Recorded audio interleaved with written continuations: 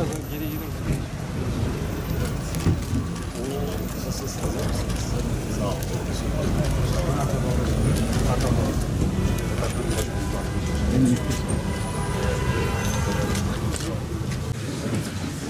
Gerçekten.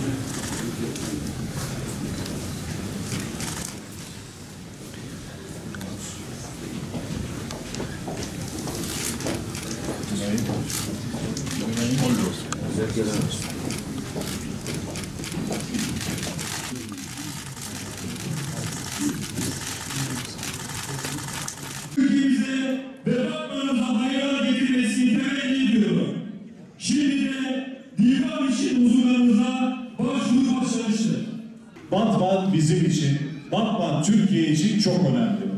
Enerji için çok önemli. Zira Türkiye'nin aslında enerjideki ilk hamleleri, ilk nüveleri bugün bizim Gabar'da büyük bir iftiharla anlattığımız, inşallah Sakarya doğalgaz sahasında büyük bir iftiharla anlattığımız bütün o çalışmaların nüvesi buradan aslında doğdu. Yani 1950'lerde Raman'da başlayan bizim petrol ve enerji serüvenimiz şimdi artarak, büyüyerek devam ediyor. Biz Batman'da başlayan bu serüveni çok daha ileri götürdük. Bugün Türkiye hamdolsun petrol üretiminde 120 bin varilin üzerine çıkan bir ülke haline geldi. Karadeniz'de Sakarya gaz sahasında biz Cumhuriyet tarihinin en büyük doğal gaz keşfini yaptık. Ve bütün bu yolda bu emekleri ortaya koyarken bize biliyorsunuz ne dediler? Ya bunlar arayamazlar dediler. Bunlar arasalar da bulamaz dediler. Bulsalar bile çıkaramaz dediler. Ama biz şuna inandık. Türkiye'yi enerjide de bağımsız kılmak için, bu dışa bağımlılıktan Türkiye'yi kurtarmak için ve ekonomimizin üzerindeki bu kamburu alabilmek için bu yolda kararlı bir şekilde, planlı bir şekilde yola çıktık. Ve 2016'dan sonra özellikle petrol ve doğalgaz aramacılığında büyük bir paradigma değişikliğine gittik. Hem Türkiye'de hem yurt dışında güçlü bir şekilde petrol ve doğalgaz arayalım. Böyle yola çıktık.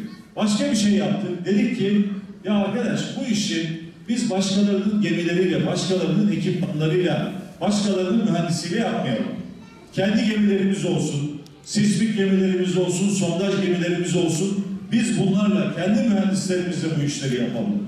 Ve öyle bir tane gemi geldi, efendim arama yaptı, bir şey bulamadı, geri gitti olmasın dedik. Ve bugün dünyanın en modern, en güçlü filolarından sahip bir ülke haline Türkiye'yi getirdik. Bugün Fatih, Yavuz, Kanuni, Abdülhamit Han gemileriyle, Barbaros Hayrettin Paşa ve Oruç Bey sismik gemileriyle Türkiye hamdolsun çok güçlü. Sadece kendi denizlerinde değil, yurt dışında da, farklı coğrafyalarda da petrolü, doğalgazını arayan bir ülke haline geldi. Türkiye'de gitmediğimiz daha yerler var. Gidemediğimiz yerler var. İşte terördü, başka sebeplerden girilemeyen, gidilemeyen hiçbir yer bırakmayacağız dedik. Ve bu sayede 2021 yılında Gabar keşfi geldi. Gabar adı bir dönem terörle anılan, terörden dolayı gidilemeyen, hiçbir faaliyet yapılamayan bir yer. Tabii şimdi hepimiz hep beraber şunu çok iyi anlıyoruz. Neden terör bu ülkeye yıllarca, 10 yıllarca musallat edildi? İşte bir tane sebebi elbette ki kardeşliğimize zarar vermek, bizleri bölmeye, parçalamaya çalışmak ama aynı zamanda bu ülkenin kalkınmasına engel olmak için. Gabar'daki petrol 50 milyon yıldır oradaydı. Yani biz bunu 2021'de bulduk ama o petrol o gün orada yerin altında var olmadı. Milyonlarca yıldır oluşan o petrol maalesef terörle uğraştığımız için, terör o bölgede kol gezdiği için aranamadığı için bulunamadı. Yani aslında terör neyi hedefledi? Ülkemizin kalkınmasını hedefledi. Şimdi yaklaşık 3000 civarında kardeşimiz de Gabar'da, Şırnak'ta çalışıyor.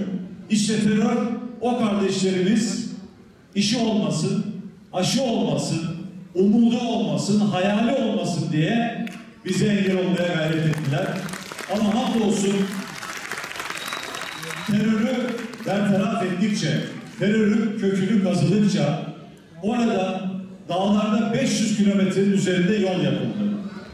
70 kuyudan bugün 62 bin varilin üzerinde petrol üretir hale geldik. 2020 yılında hatırlayınız, pandeminin tam ortasında Türkiye tarihinin en büyük doğalgaz keşfini Karadeniz'de yaptı. Ve şu anda Türkiye'de 3 milyon hane, bugün Batman'da 100 bin hanede doğalgaz var. 3 milyon haneye kendi doğalgazımızı verir hale geldik. Türkiye'de yoğun bir arama faaliyetine devam ediyoruz. Batman'da yeni bir arama hamlesi inşallah başlatıyoruz. Bunun için önümüzdeki yıl inşallah 250 yeni iş arkadaşına, yeni kardeşimize istihdam sağlayacağız. Onları TKA ve TİP bünyesine alacağız. Ama Türkiye olarak bizim farklı coğrafyalarda da arama faaliyetlerine devam etmemiz lazım. Yani Türkiye'nin gönül coğrafyasının genişliğini hepimiz biliyoruz. Onun için Irak'ta, onun için Libya'da, Kafkas coğrafyasında, Orta Asya'da ve Afrika'da Türkiye yoğun bir şekilde arama faaliyetlerine devam ediyor.